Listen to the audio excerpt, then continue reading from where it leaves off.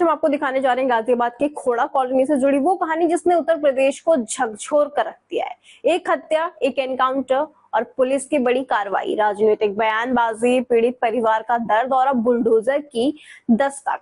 आखिर खोड़ा में ऐसा क्या हुआ जिसने पूरे प्रदेश की राजनीति और कानून व्यवस्था को चर्चा के केंद्र में ला दिया? क्या सूर्य चौहान को न्याय मिल गया? क्या असद का एनकाउंटर इस कहानी का अंत है या फिर असली कहानी अभी बाकी है? अगले कुछ देर तक रहिएगा हमारे साथ, क्योंकि हम आपको बताएंगे इस पूरे मामले की हर परत। सबसे पहले बात उस घटना की जिसने पूरे खोड़ा को हिलाकर रख दिया। नमस्कार, मैं हूं आपके साथ संजीवनी और आप देख रहे हैं भारत न्यूज 360 टीवी।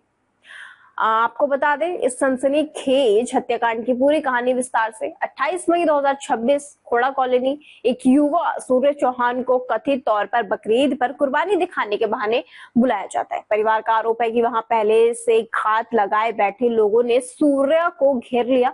किसी ने हाथ पकड़ा, किसी ने गला पकड़ा और फिर चाकुओं से हमला किया। कुछ ही देर में सूर्य चौहान की मौत हो गई। इस हत्या के बाद पूरे इलाके में भारी तनाव फैल गया। लोग सड़कों पर उतर आए, परिवार न्याय की मांग करने लगा और पुलिस ने तुरंत कार्रवाई शुरू की। मामले में कई आरोपियों को नामजद किया गया। 3 आरोपियों को पुलिस ने गिरफ्तार भी कर लिया है, लेकिन मुख्य आरोपी असद लगातार फरार चल रहा था। पुलिस की कई टीमें उसकी तलाश में जुटी थी।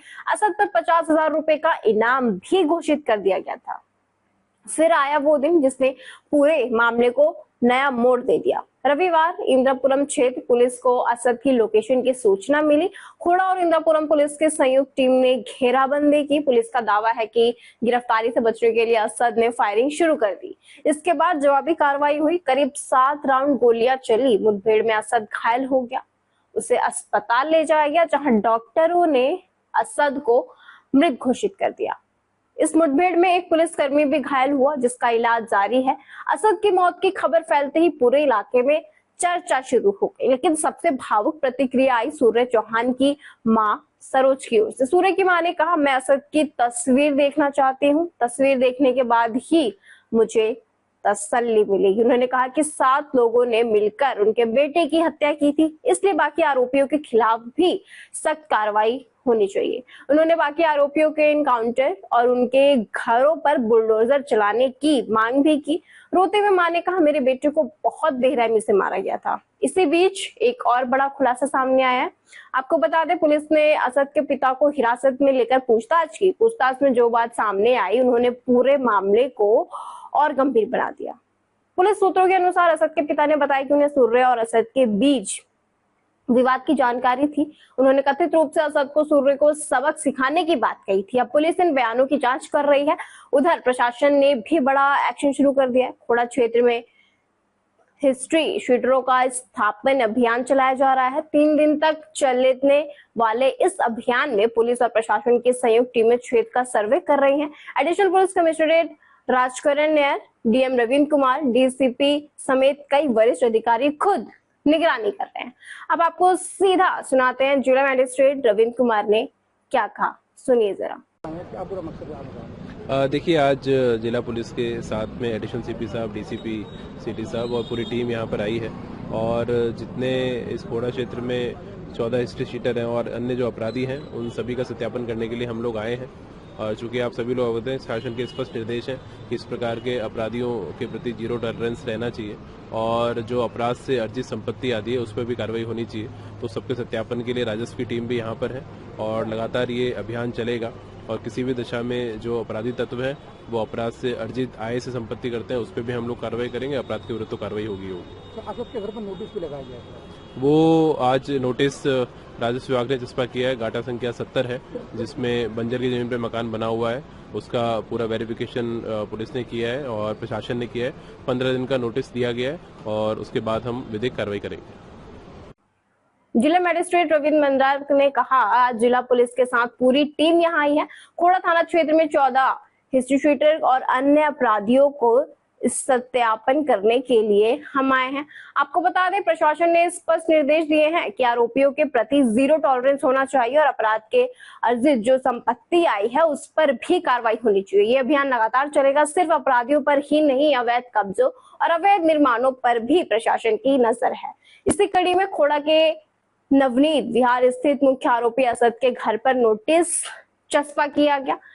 तहसीलदार की मौजूदगी में ढोल बजाकर और मुआवजे कार्रवाई की जाने की जानकारी दी गई। प्रशासन का कहना है कि निर्माण सरकारी जमीन पर अवैध कब्जे के तहत किया गया है। 15 दिन के भीतर जवाब नहीं मिलने पर ध्वस्तीकरण की कार्रवाई हो सकती है।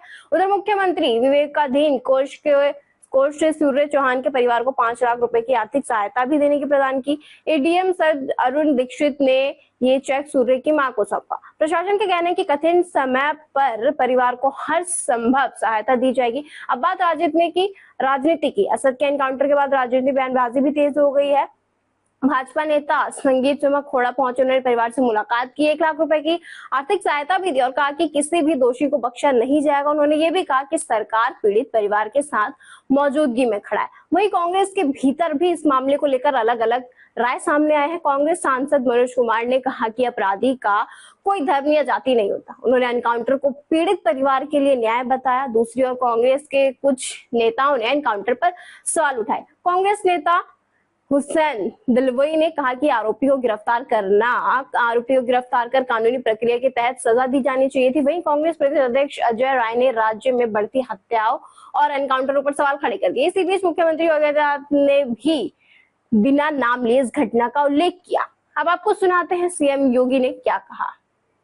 आपने भी गाजियाबाद में देखा होगा,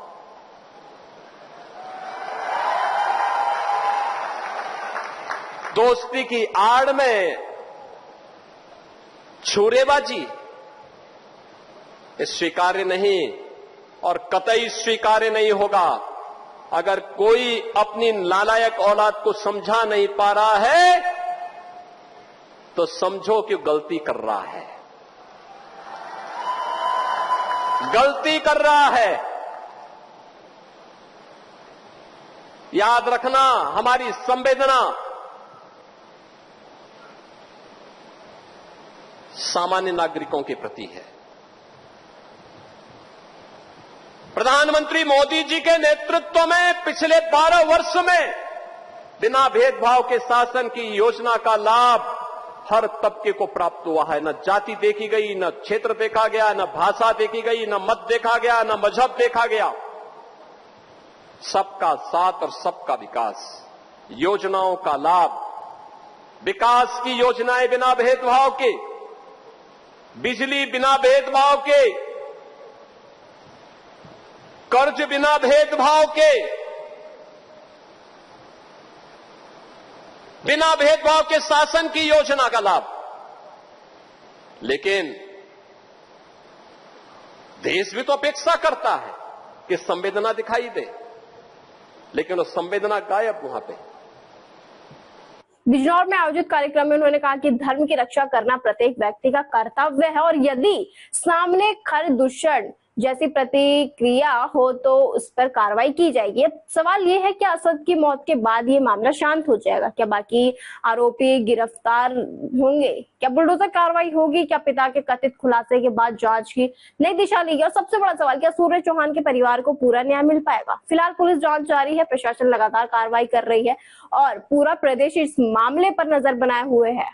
इसी के साथ मुझे दीजिए इजाजत और आप बने रहिए भारत न्यूज़ 360 टीवी के साथ। सच का सफर हर दिल तक।